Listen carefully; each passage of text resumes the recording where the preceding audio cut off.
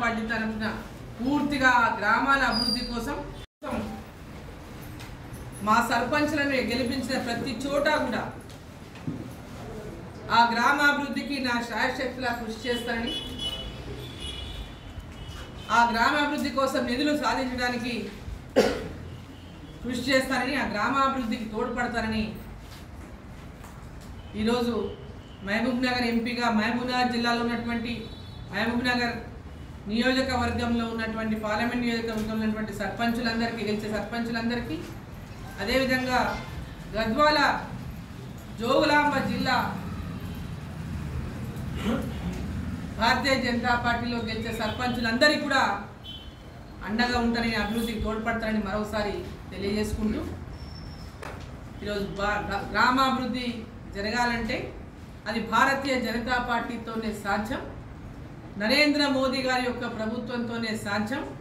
ఈరోజు ఏ ఒక్క అభివృద్ధి కార్యక్రమం మీరు తీసుకున్నా ఆ అభివృద్ధి కార్యక్రమాలన్నింటిలో కూడా కేంద్ర ప్రభుత్వం నిధులతోనే సాధ్యమవుతా ఉందనే విషయాన్ని మరోసారి తెలియజేస్తా ఉన్నా.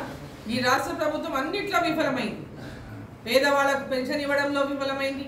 2000 రూపాయల పెన్షన్ 4000 చేస్తామని ఇప్పటిదాకా ఇయ్యలేదు. పెన్షన్ రాని వాళ్ళు 2 ఏళ్ల నుంచి ఎదురు చూస్తూ ఉన్నారు, కొత్త పెన్షన్ రాలేదు. వికలాంగులు, ఎంతోమంది వికలాంగులు పెన్షన్ లేక సర్టిఫికెట్లు పట్టుకొని ఆఫీసర్ చుట్టూ తిరుగుతున్నారు పెన్షన్ రాలేదని. అటువంటి వాటికి కూడా ఇప్పటిదాకా ఈ రాష్ట్ర ప్రభుత్వం పెన్షన్ ఇవ్వనటువంటి దుస్థితి ఉన్నది.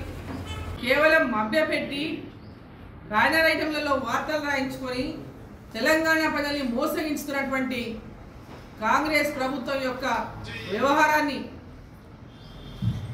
విద్యావంతులందరూ కూడా ఇవాళ గమనిస్తూ ఉన్నారు.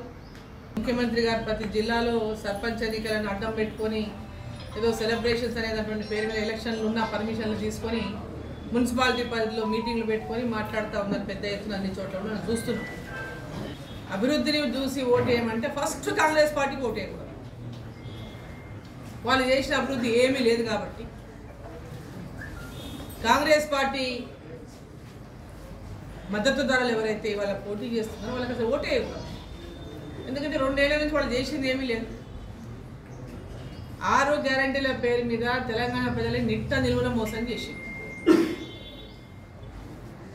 మహిళలకు 2500 రూపాయలు ప్రతి నెల ఇస్తాం. 18 ఏళ్లు దాటిన ప్రతి మహిళకు నెలకు 2500 రూపాయల చొప్పున ప్రతి నెల మహిళలందరికీ ఇస్తామన్నారు.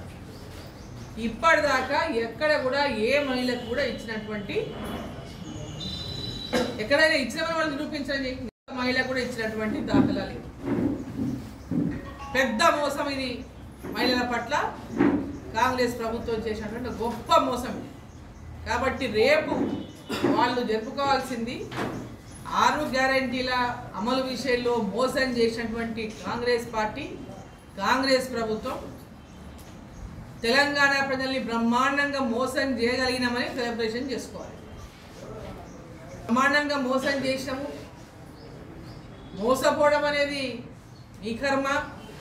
మేము అబద్ధాలు చెప్పినాము, మమ్మల్ని నమ్మి మీరు మోసపోయిందంటే అది మీ తప్పు అనేటటువంటి విధంగా ఈరోజు కాంగ్రెస్ పార్టీ నాయకులు, కాంగ్రెస్ ప్రభుత్వము, ముఖ్యమంత్రి గారు మాట్లాడుతూ ఉన్నారు. అసలైన తొలి వెలుగు. ఫాలో వాట్సాప్ @తొలి వెలుగు official.